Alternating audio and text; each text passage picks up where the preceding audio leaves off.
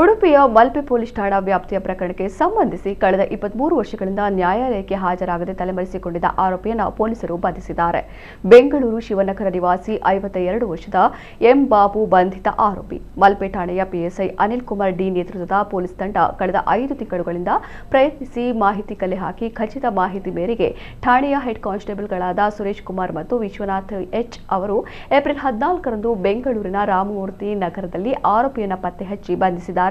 ಆರೋಪಿಯನ್ನ April 15ರಂದು ನ್ಯಾಯಾಲಯಕ್ಕೆ ಹಾಜರುಪಡಿಸಿದ್ದು, ನ್ಯಾಯಾಲಯವು April 28ರವರೆಗೆ ನ್ಯಾಯಾಂಗ ಬಂಧನ ವಿಧಿಸಿದೆ.